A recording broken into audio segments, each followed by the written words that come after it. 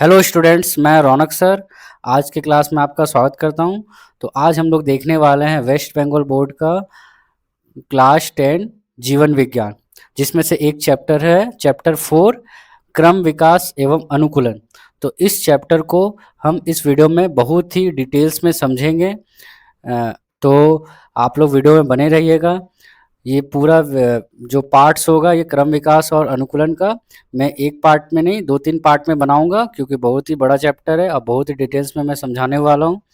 तो जो लोग वीडियो पे नए हैं वो लोग मेरे चैनल को सब्सक्राइब कर लीजिए, बेल आइकन को भी प्रेस कर लीजिए, जिससे कि इस तरह का वीडियो मैं लाता रहूँ आप लोगों के लिए और आप तक नोटिफिकेशन पहुँचता रहे। तो चलिए ज़्यादा टाइम वेस्ट ना करते हुए हम लोग इस चैप्टर को अच्छे तरीके से समझते हैं। तो जैसे कि ये आप यहाँ पे देख रहे हैं कि आज हम लोग जो पृथ्वी हम लोग देख रहे हैं, पहले जैसा था पृथ्वी, क्या वह वैसा ही था क्या? नहीं ना। तो आज का पृथ्वी कैसे बना वो हम लोग यहाँ पे क्रम विकास में पढ़ेंगे और अनुकूलन चैप्टर में पढ़ेंगे। ठीक है, तो किस तरह से विकास हुआ वो हम लोग पढ़ेंगे, तो इसके बारे में समझते हैं। तो चलिए स्टार्ट करते हैं। तो जैसे कि पहला टॉपिक क्या है? क्रम विकास, इवोल्यूशन। ठीक है, तो पहला तो जो चैप्टर का नाम है क्रम विकास, तो सबसे पहले समझते हैं कि क्रम विकास है क्या। ठीक है, तो क्रम विकास का जो असली मतलब क्या होता है, तो देखिए यहाँ पे जिस हिसाब से दिया हुआ है, एक मिनट में चेंज कर लेता हूँ कलर। ठीक है, देखिए क्या है क्रम विकास। तो क्रम विकास एक बहुत धीमी और लगातार चलने वाली प्रक्रिया है। तो क्रम विकास क्या है? एक बहुत धीमा प्रोसेस है और लगातार ये प्रक्रिया चलता रह रहा है ये। ठीक है, तो इसी प्रक्रिया के कारण आदि युग के बहुत ही सरल जीवों के शरीर में धीरे धीरे बदलाव हुए हैं, जिससे आज के जटिल और विकसित जीवों का जन्म हुआ। जटिल और सरल क्या है? तो पहले तो देखिए इवोल्यूशन में इवोल्व वर्ड जुड़ा हुआ है। ठीक है, इवोल्यूशन में क्या है? Evolve word, evolve. ठीक है, इवॉल्व। तो इवॉल्व मतलब होता है धीरे धीरे बदलना। इवॉल्व का मतलब ही होता है धीरे धीरे बदलना। ठीक है, तो जब हम कहते हैं कि क्रम विकास, तो क्रम विकास मतलब समय के साथ सजीवों के शरीर, अंग या क्षमता और व्यवहार में होने वाला जो धीमा, लगातार और स्थायी बदलाव होता है, उसी को हम लोग बोलते हैं क्रम विकास। ठीक है, तो वही पे मैंने यहाँ पे लिखा है कि क्रम विकास एक धीमी है और लगातार प्रक्रिया है।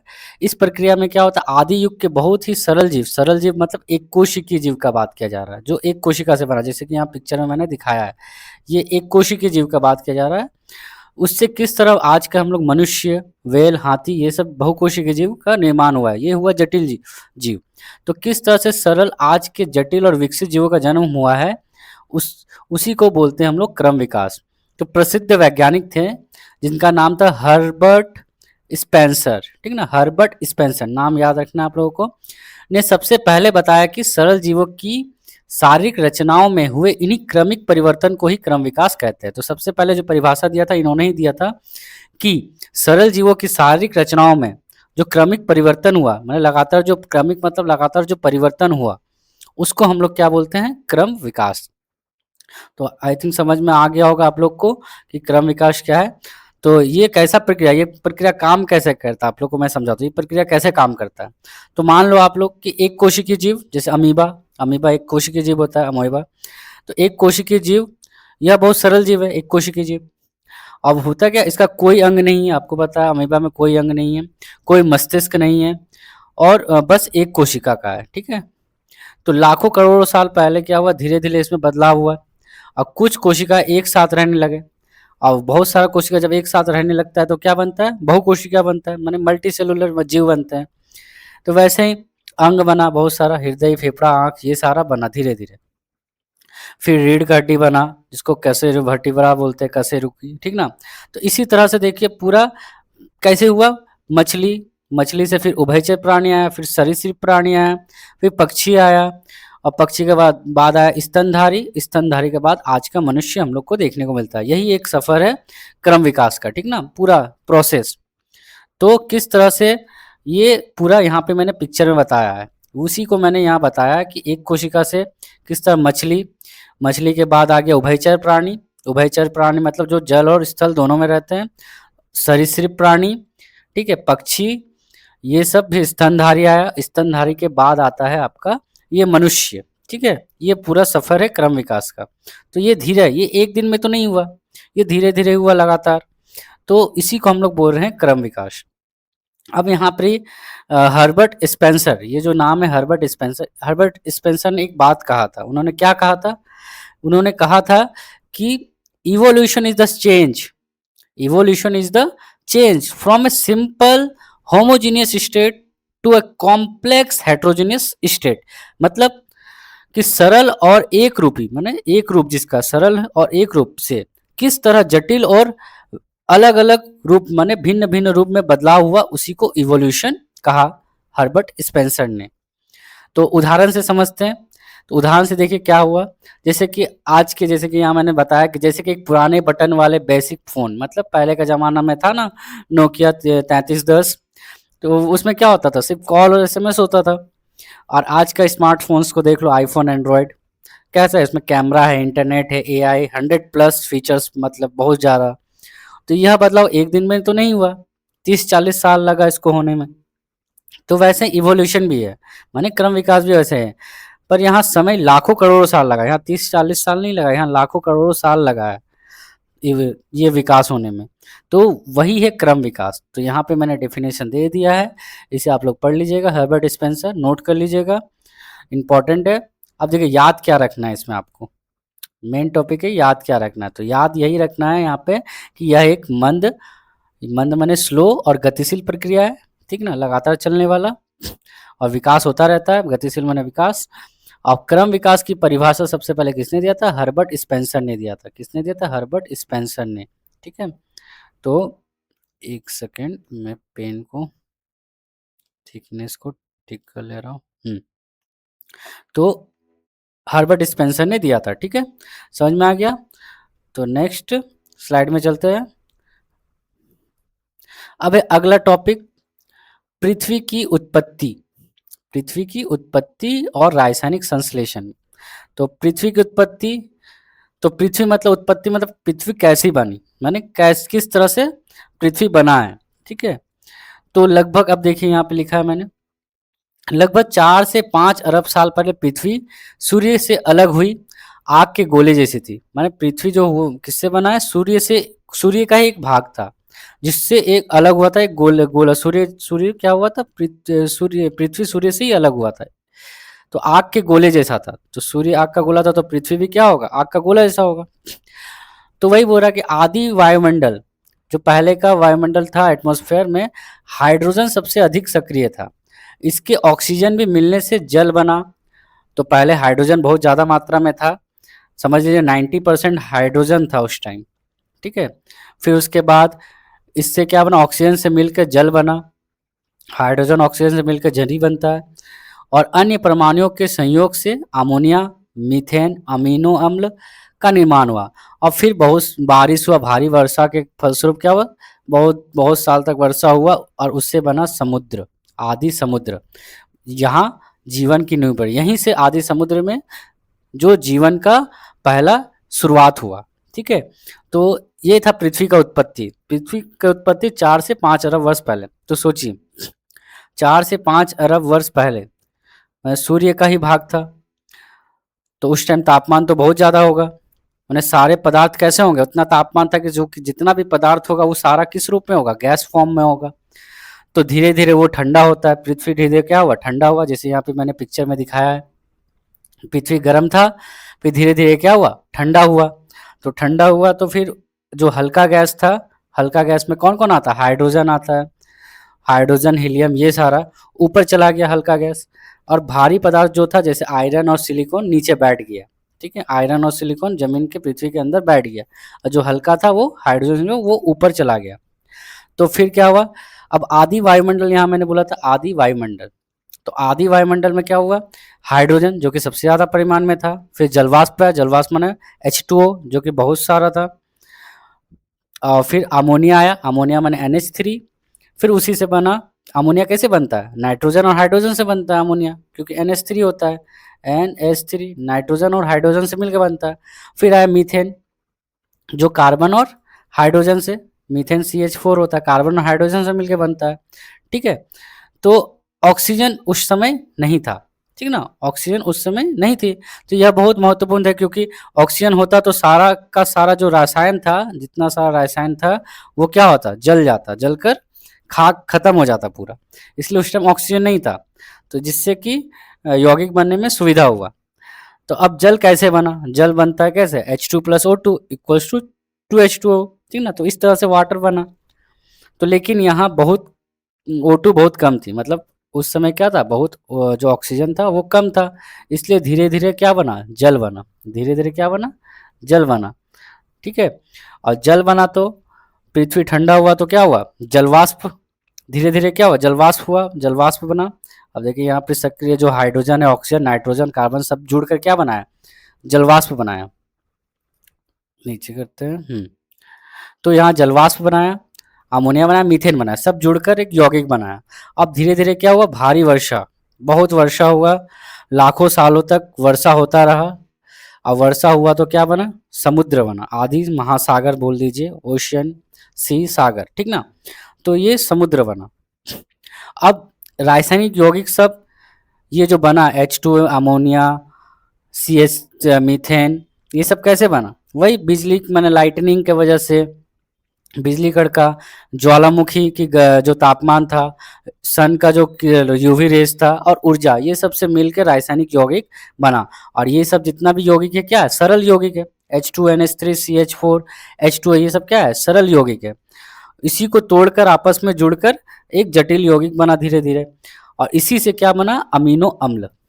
बाद में इसी से क्या बना, अमीनो अम्ल। ये हम पढ़ेंगे आगे। तो अमीनो अम्ल से प्रोटीन बना, ये सब नेक्स्ट स्लाइड में पढ़ते हैं। तो देखिए समझ में आ गया होगा कि कैसे पृथ्वी का उत्पत्ति हुआ, ठीक है।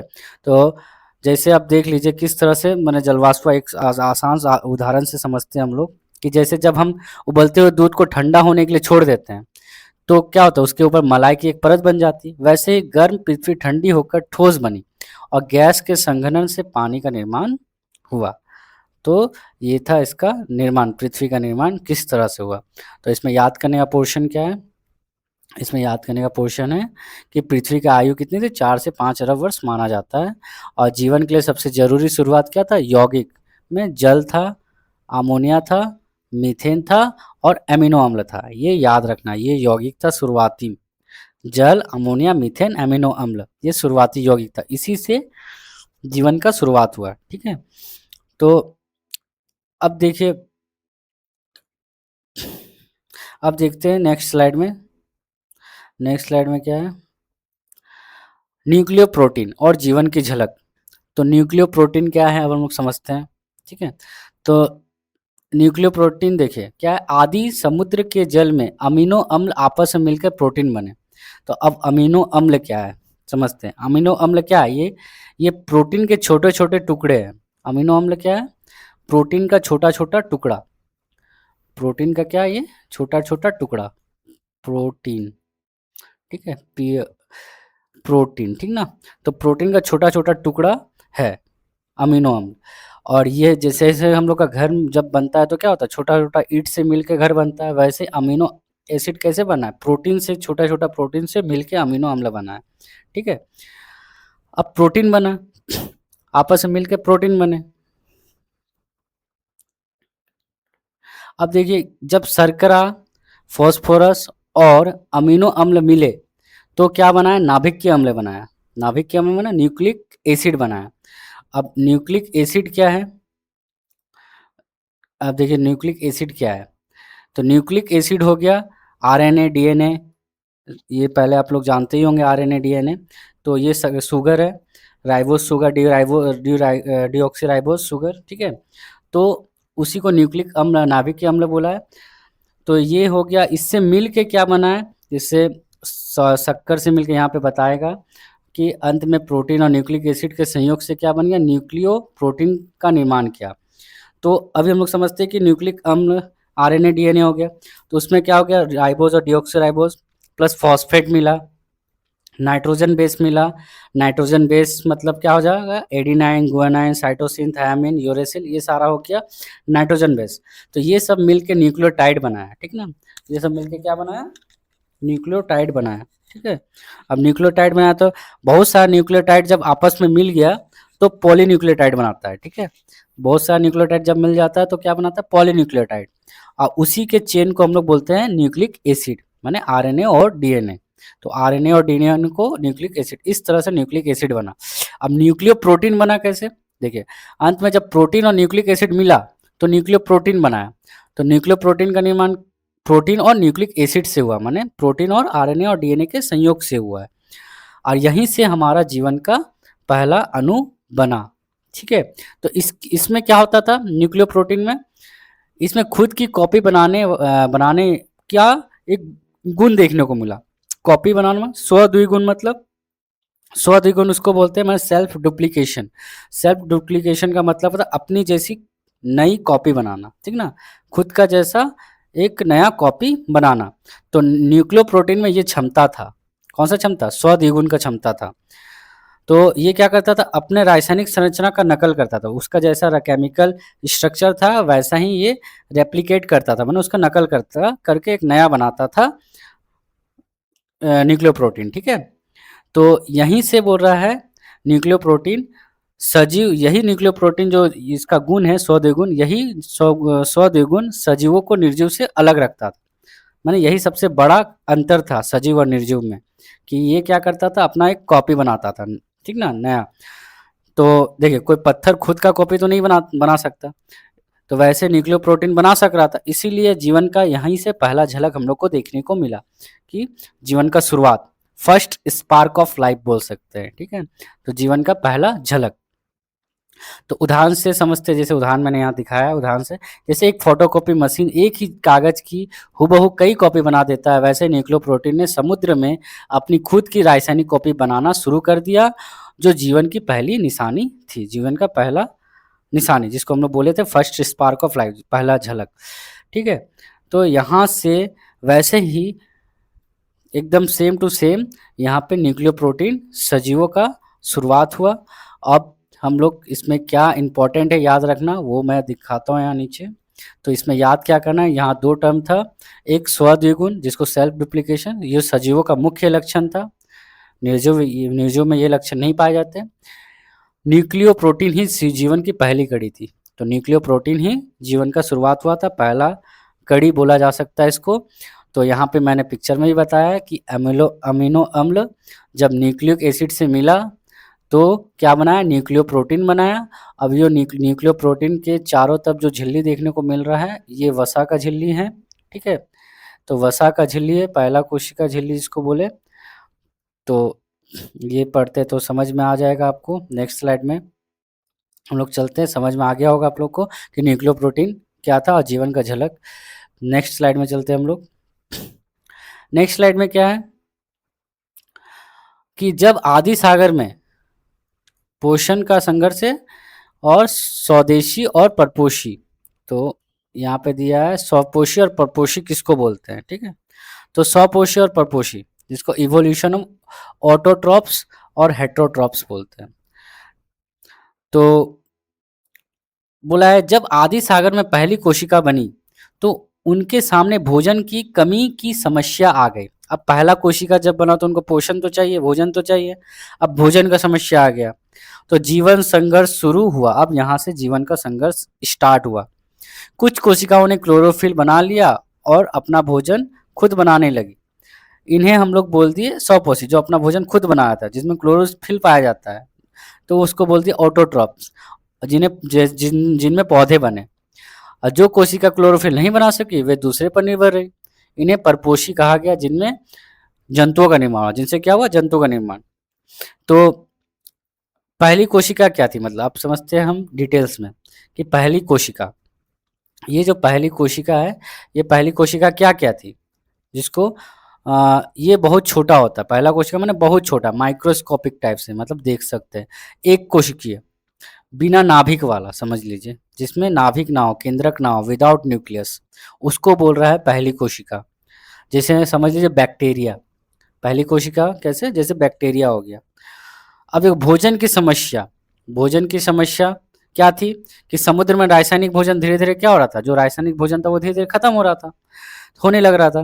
तो जो कोशिकाएं थी क्लोरोफिल बना सक रही थी, जो कोशिका क्लोरोफिल बना सक रही थी, वो क्या हो रहा, धूप से अपना, सनलाइट से अपना भोजन बनाने लगा, और वो कहलाया स्वपोषी। और वो कौन बनाया, पौधा हुआ। तो जो आज हम लोग पौधे देख रहे हैं, ये पौधे के पूर्वज बोला जा सकता है, पौधा का पूर्वज था ये लोग, एक टाइप से कह सकते हैं, ठीक है। और जो कोशिकाएं क्लोरोफिल नहीं बना सकी, वे दूसरी कोशिकाओं पर निर्भर हो गई, वो हो गया परपोषी, वो हो गया परपोषी, ठीक है। ये जानवरों को हम लोग बोल सकते हैं, ये जानवरों के पूर्वज को बोल सकते हैं कि जो परपोषी था, ठीक है। तो अब यहाँ पे दो वर्ड था, ऑटोट्रॉप्स और हेटरोट्रॉप्स। देखो, ऑटो का मतलब होता है सेल्फ, ऑटो का मतलब होता है सेल्फ, और ट्रॉप्स का मतलब होता है न्यूट्रिशन, माने पोषण, जो खुद खाना बनाए, तो उसी से आया है ऑटोट्रॉप्स। और हेट्रोट्रॉप्स मतलब, हेट्रो मतलब अदर्स, और ट्रॉप्स मतलब बताया न्यूट्रिशन। तो अन्य पोषण मतलब जो दूसरों पर निर्भर हो, जो दूसरों पर निर्भर हो, वो कहलाता है परपोषी। तो यहाँ से अब स्ट्रगल शुरू हुआ, क्योंकि भोजन कम था, अब कोशिकाएं क्या होती, बढ़ रही थी। तो खुद का खाना बना जो खुद का खाना बना लिया, वो स्वपोषी को कोई परेशानी नहीं था, और जो लोग दूसरे पर निर्भर थे उनको संघर्ष करना पड़ा। और यही संघर्ष से कंपटीशन शुरू हुआ। अब नेचुरल सिलेक्शन वर्ड यहीं से आया, प्राकृतिक चयन, जो संघर्ष करना स्टार्ट हुआ यहीं से इवोल्यूशन का शुरुआत हुआ, ठीक है, यहीं से इवोल्यूशन का शुरुआत हुआ, प्राकृतिक चयन से। तो अब देखिए उदाहरण से समझते हैं जो चीज़ यहाँ, कि एक ही कक्षा में जैसे दो छात्र हैं, समझिए, एक जो अपनी पढ़ाई के नोट्स खुद बना रहा है, तो जो खुद बना रहा है वो स्वपोषी, मतलब वो हो गया जैसे पौधा स्वपोषी में आया। और दूसरा जो हमेशा क्या करता है, पहले वाले के नोट्स मांगकर पढ़ता है, जो पहला वाला का नोट्स मांग कर पढ़ता है वो परपोषी, जिसको जंतु, तो इसको सीरियसली नहीं लेना है, ठीक है ना। दूसरे के जो मांग के नोट्स पढ़ रहे हैं मतलब वो जंतु, और जो खुद बनाते हैं वो स्वपोषी, ठीक है। अब देखिए यहाँ पे मैंने पिक्चर में भी वही दिखाया है यहाँ पर कि कोशिका, यहाँ पे मूल कोशिका था, पहला कोशिका, ये अगर क्लोरोफिल बनाया तो वो हरे पौधे हो गए स्वपोषी, अगर बिना क्लोरोफिल का हुआ तो वो जंतु हो गया जो परपोषी में चला गया, ठीक है। तो इस तरह से पोषण का शुरुआत हुआ। अब इसमें याद क्या रखना है, याद रखना है क्लोरोफिल, क्लोरोफिल के निर्माण ने जीवन को पौधों और जंतुओं में बांट दिया। यही क्लोरोफिल क्या किया, जीवन को दो भाग में बांट दिया, पौधों और जंतुओं में, ठीक है। तो ये याद रखना है। तो आशा करते समझ में आ गया होगा ये टॉपिक। तो नेक्स्ट स्लाइड में हम लोग चलते हैं। तो यहाँ पर ही देखिए रिवीजन कर लेते हैं एक बार जो मैंने पढ़ा अभी पीछे। पहले क्या पढ़ा कि गर्म पृथ्वी का निर्माण 4-5 अरब वर्ष पहले गर्म पृथ्वी का निर्माण हुआ और धीरे धीरे वो ठंडा होने लगा। दूसरा में हम लोग पढ़े रासायनों का संयोग हुआ, जैसे आदि वातावरण में रासायन संयोग जल हुआ, अमोनिया, मीथेन आदि का निर्माण हुआ। न्यूक्लियो प्रोटीन का निर्माण हुआ, आदि समुद्र में क्या हुआ, न्यूक्लियो प्रोटीन का निर्माण हुआ जिसमें 100 द्विगुण का क्षमता था, उसी से न्यूक्लियो प्रोटीन बना, ठीक है।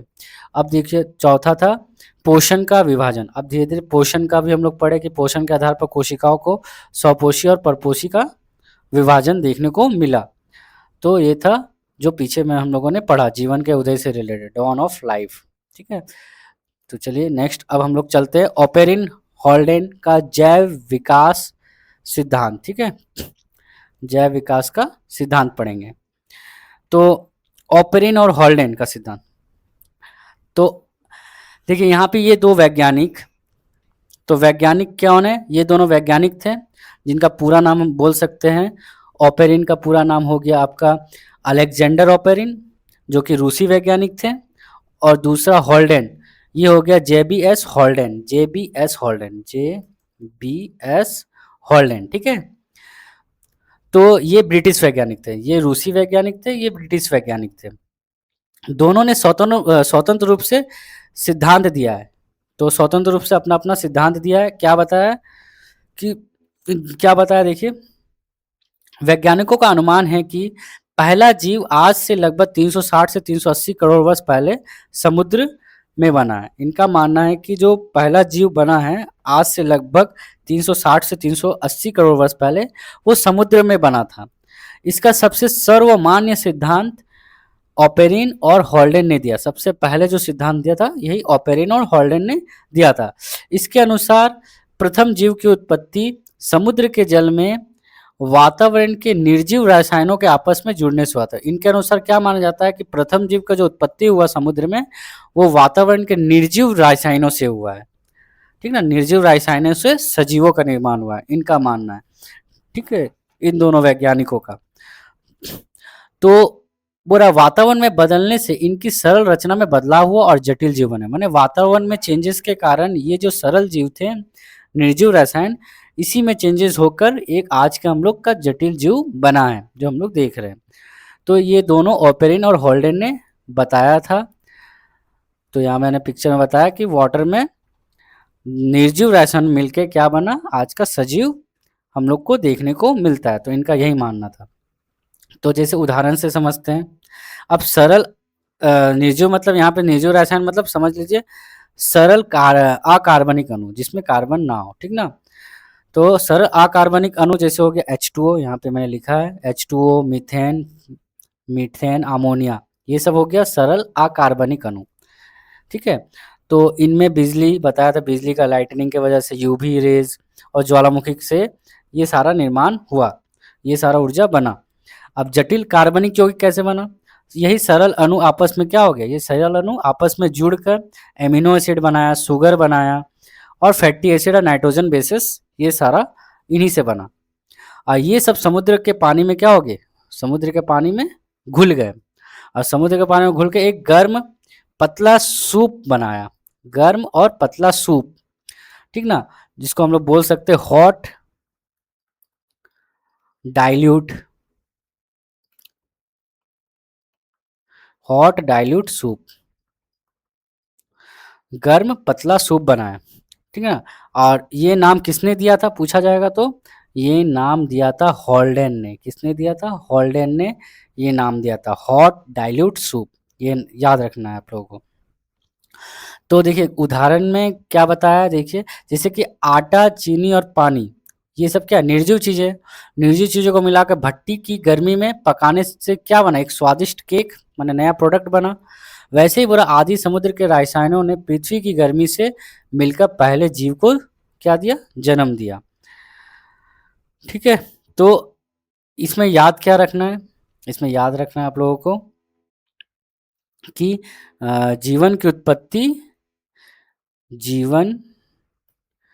उत्पत्ति निर्जीव पदार्थों के रासायनिक संयोजन से समुद्र में हुआ था। तो निर्जीव पदार्थों के रासायनिक संयोजन से समुद्र में हुआ था। तो ऑपेरिन और हॉल्डेन का सिद्धांत जीवन की उत्पत्ति का सबसे मान्य सिद्धांत है, याद रखना है। जो ऑपेरिन और हॉल्डेन ने जो सिद्धांत दिया था जीवन की उत्पत्ति से रिलेटेड, वो एक्सेप्टेड सिद्धांत था, एक्सेप्ट किया गया था इनका बात को।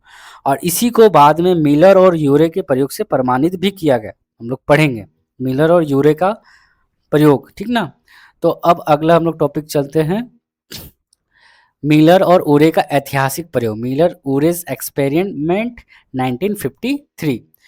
अब देखिए इसका एक्सपेरिमेंट ने ये ऑपेरिन और हॉल्डेन का बातों को क्या किया, सिद्ध कर दिया, प्रमाणित कर दिया। तो किस तरह से किया वो देखते हैं हम लोग।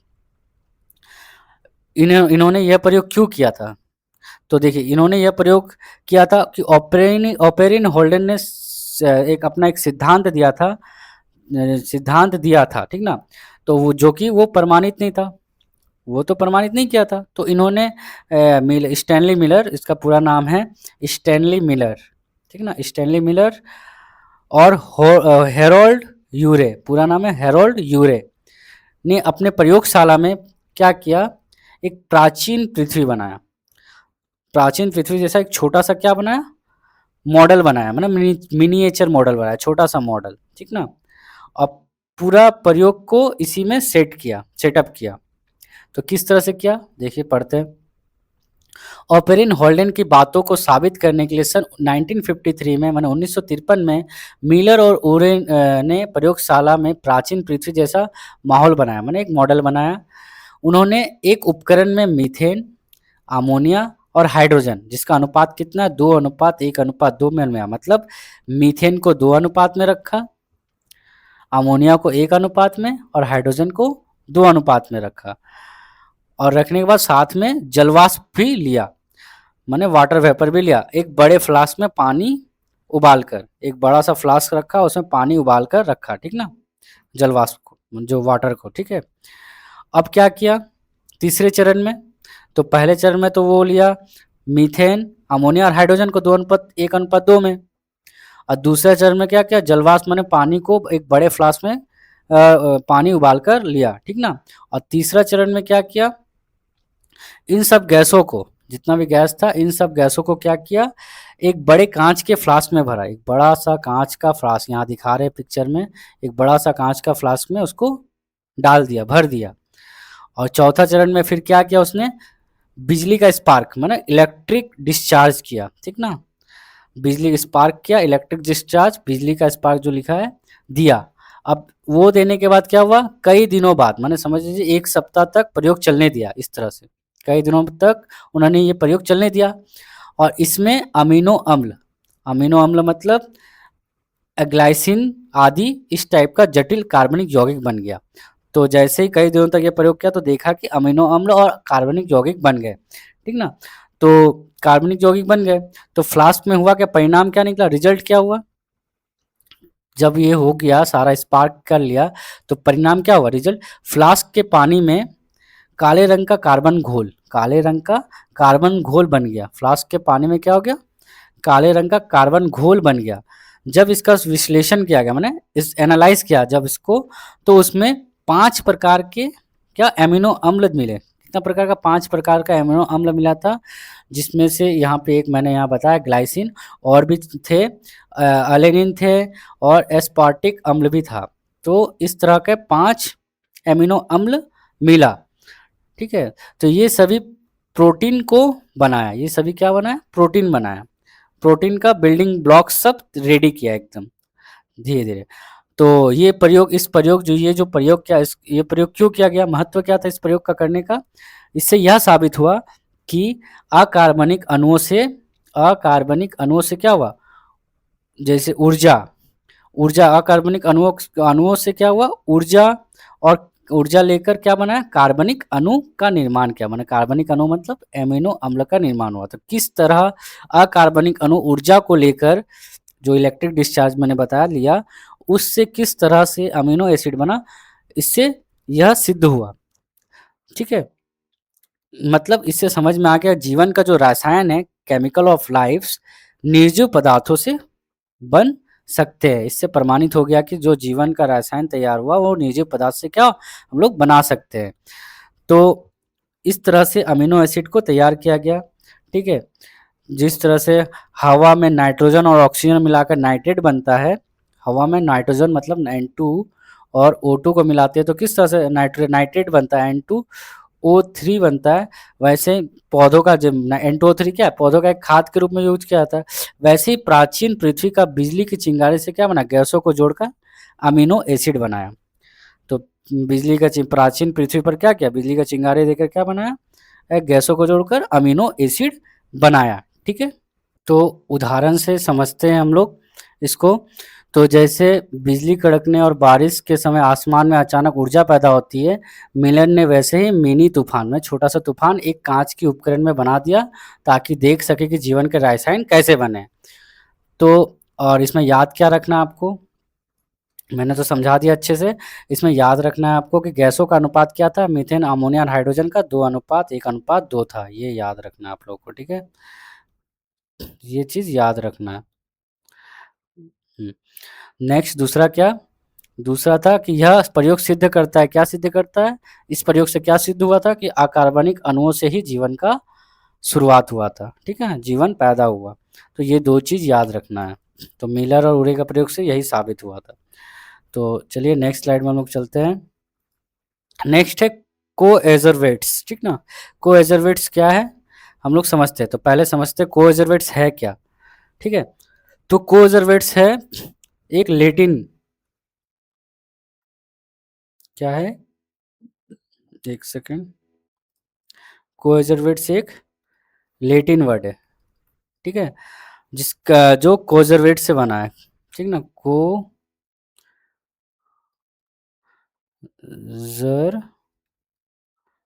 से बना है, कोजरवेयर से बना है, लेटिन वर्ड है, कोजरवेयर से बना है, जिसका मतलब क्या होता है, इसका मतलब होता है एक साथ इकट्ठा करना, एक साथ इकट्ठा करना,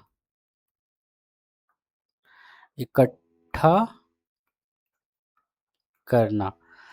कोजरवेट्स का मतलब क्या होता है, एक साथ इकट्ठा करना, ठीक ना, माने टू गैदर टुगेदर, ठीक ना। तो अब ये क्या है, जब प्रोटीन बना, न्यूक्लिक एसिड बना, शुगर, फैटी एसिड, जब ये सब पानी में मिलते हैं, तो ये protein, nucleic acid, sugar, fatty acid, ये सब पानी में जब मिलते हैं तो वे आपस में क्या होते हैं, चिपक कर छोटी छोटी गोलाकार बूंदे बना लेते हैं। मतलब छोटा छोटा क्या बना लेता है, जैसे यहाँ पे मैंने पिक्चर में दिखाया है, छोटा छोटा गोला दिख रहा है यहाँ पे, ये सब पानी में चिपक कर क्या बनता है, छोटा छोटा गोलाकार बूंदे मैंने ड्रॉपलेट्स बनाते हैं। इसी को हम लोग बोलते हैं कोएजरवेट्स। इसी को मैंने बड़ा करके जूम करके दिखाया है, ठीक है ना, कोएजरवेट्स को। तो ये किससे मिलकर बना है, protein, nucleic acid, sugar, fatty acid, यही पानी में जब मिलकर चिपक जाता है आपस में तो एक छोटा गोलाकार बना लेता है, स्फेरिकल शेप का, बूंद टाइप का, उसी को हम लोग कोएजरवेट्स बोलते हैं। तो ऐसा तो समझ में आ गया होगा कोएजरवेट्स क्या है। अब देखिए कोएजरवेट्स के सरल भाषा में समझते हैं। मिलर के प्रयोग से सिद्ध हुआ कि कार्बनिक अणुओं से समुद्र में बड़े कोलाइडल कण बने, ठीक है। तो कोलाइडल कण बने, और कण बने तो जिन्हें कोएजरवेट कहते हैं। तो कोलाइडल, ये सारा को हम लोग कोलाइडल कण बोलते हैं, एक साथ मिल जाता है तो इसको कोलाइडल कण बोलते हैं, और इन्हीं को क्या बोलते हैं हम लोग, कोएजरवेट्स कहा, ठीक है, कोएजरवेट्स इसी को कहा गया। तो बोल रहा है कि इनमें प्रोटीन और न्यूक्लियो प्रोटीन मौजूद है, ठीक है ना। कोएजरवेट्स में क्या है, क्या क्या प्रोटीन है, यहाँ पे दिखाया है मैंने, प्रोटीन और न्यूक्लियो प्रोटीन इसके अंदर कोएजरवेट्स में रहते हैं। इन कणों के चारों ओर क्या होता है, लेसिथिन और सीफेलिन, लेसिथिन और सीफेलिन जैसा वश्य अम्ल की एक झिल्ली बन गई। कैसा अम्ल का, वश्य अम्ल, फैटी ऑयली टाइप का, ठीक ना, एक मेम्ब्रेन बन गया। इसे ही पूर्व जैविक रचना कहा गया, प्रीबायोटिक स्ट्रक्चर इसी को कहा गया। अब झिल्ली मतलब, तो झिल्ली देखिए क्या है, इसके चारों तरफ देखिए ये जो साइड में दिख रहा है, इसी को झिल्ली बोला, वसा की रक्षात्मक झिल्ली, जो रक्षा कर रहा है अंदर के प्रोटीन और न्यूक्लिक प्रोटीन को, न्यूक्लियो प्रोटीन को, ठीक है।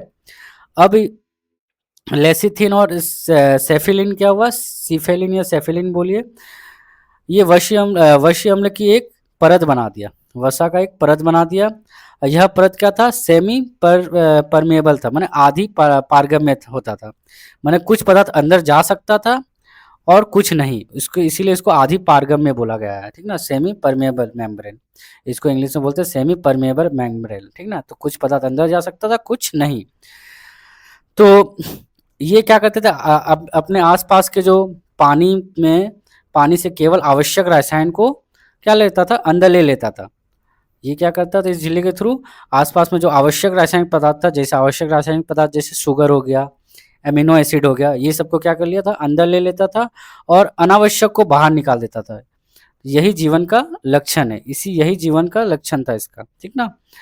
अब विभाजन देखो कैसा हुआ, ये बड़े बड़े बड़े होकर दो छोटे कोजरवेट्स में बढ़ गए। यही जब बड़ा होता था तो दो छोटा कोजरवेट्स में बढ़ जाता था, डिवाइड हो जाता था, और यहाँ से प्रजनन आदि का रूप ले लेता था। प्रजनन भी यहीं से शुरुआत होता, रिप्रोडक्शन बड़ा होता था, दो छोटा छोटा रूप में टूट जाता था। और क्या होता, फिर रासायनिक क्रिया होता था, इसके अंदर रासायनिक प्रतिक्रिया होता था, केमिकल रिएक्शंस होता था, होने लगता था, एंजाइम के बिना भी हो जाता था रिएक्शन, बिना एंजाइम के भी होता था रिएक्शन, ठीक है। तो अब यहाँ पे एक वर्ड मिला था हम लोगों को, पूर्व जैविक रचना, प्रीबायोटिक स्ट्रक्चर।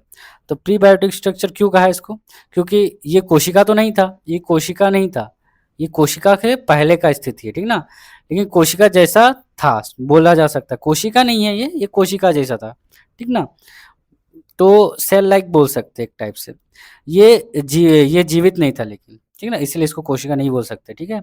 ये जीवित नहीं था लेकिन जीवन की तरह व्यवहार करता था, ठीक ना, जीवन की तरह इसका बिहेवियर था, लेकिन इसमें जीवन नहीं था, याद रखना, ठीक ना। और ये सेल भी नहीं था, सेल का पहले का भाग है, सेल यहीं से शुरुआत हुआ, सेल का बनावट भी इसी से हुआ है, ठीक है।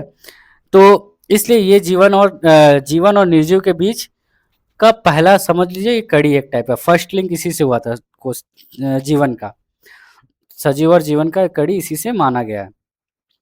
तो यहाँ पे हम लोगों ने लिखा है, जैसे कि उदाहरण में समझिए, पानी में तेल की एक बूंद की कल्पना करें, पानी में एक तेल का बूंद है, तो जो पानी की में घुलता नहीं है, पानी में तेल घुलता नहीं है, बल्कि अपनी एक अलग गोल परत बना लेता है पानी में, उसी को बोला कोजरवेट्स भी ऐसे ही रसायन के सुरक्षित बुलबुले हैं, उसी को कोजरवेट्स बताया, जो मैंने अभी पूरा डिटेल्स में समझाया।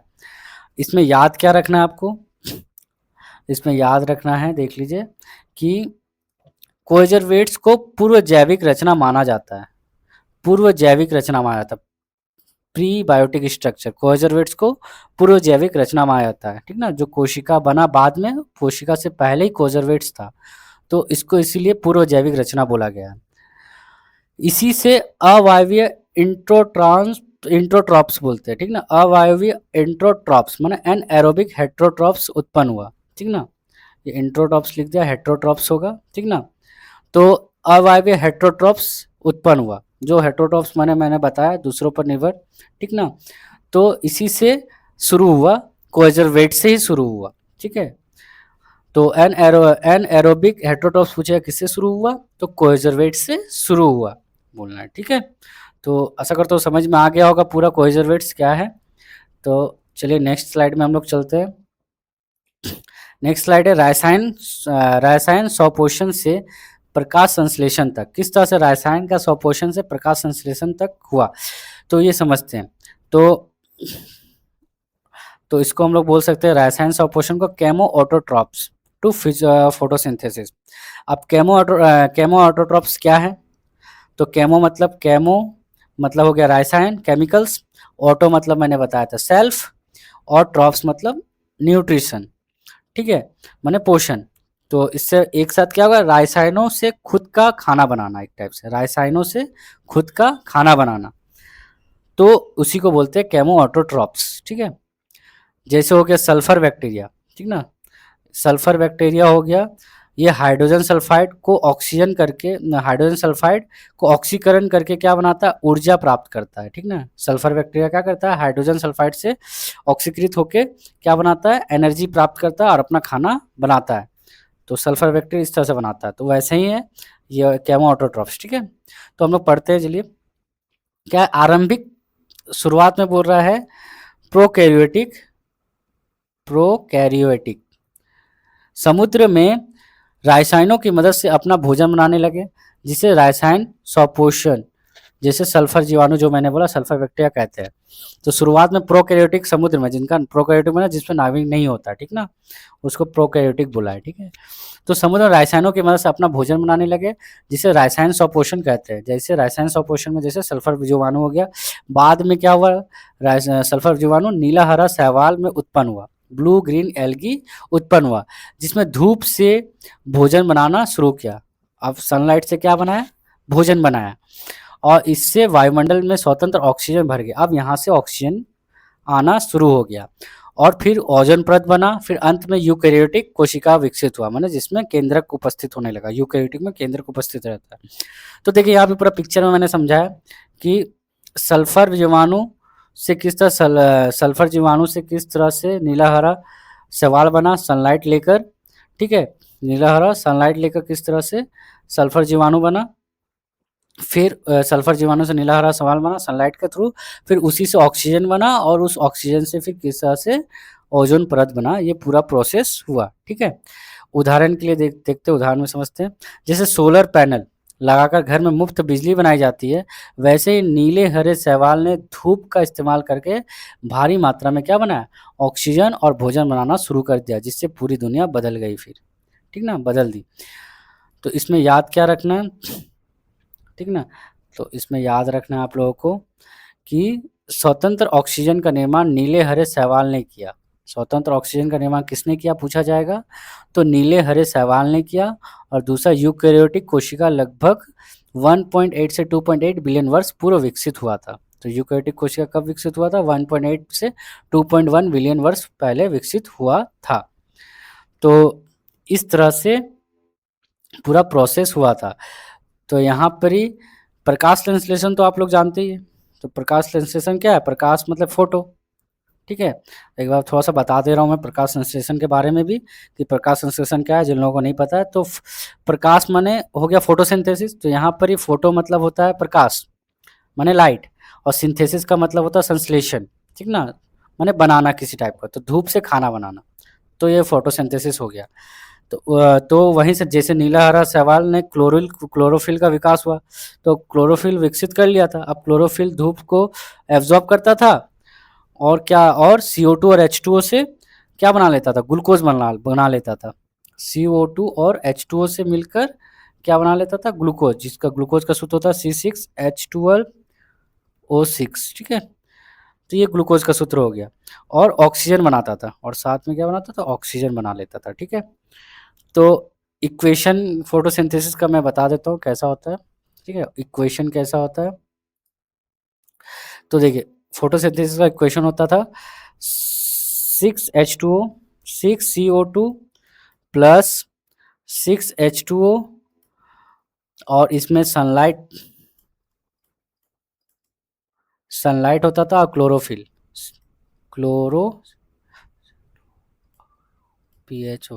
क्लोरोफिल, और तब जाके सनलाइट और क्लोरोफिल का यूज करके क्या बनाता था? C6H2 ग्लूकोज, O6, और देन ऑक्सीजन, 6 अणु ऑक्सीजन आता। इस तरह से ऑक्सीजन रिलीज हो जाता। ये हो गया पूरा फोटोसिंथेसिस का प्रोसेस। तो यहाँ से ऑक्सीजन अब आने लगा। ऑक्सीजन तो महत्वपूर्ण था ही। तो पृथ्वी पर पहले तो ऑक्सीजन नहीं था। पृथ्वी पर पहले क्या ऑक्सीजन था? हम लोगों ने पढ़ा था पृथ्वी पर पहले ऑक्सीजन नहीं था। तो ऑक्सीजन नहीं था, यह बहुत जहरीली था। मतलब उस टाइम जो ऑक्सीजन था, पहले ऑक्सीजन, वो पहले बहुत जहरीला था, क्योंकि उस समय के जीव क्या थे?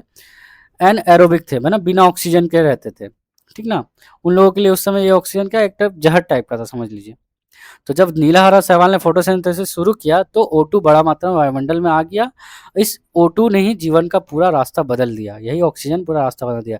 यही से ओजोन परत बना, जो कि यूवी लाइट को क्या करता है? रोकना शुरू किया, जिससे धरती में जीव क्या आ सके, रह सके अच्छे से।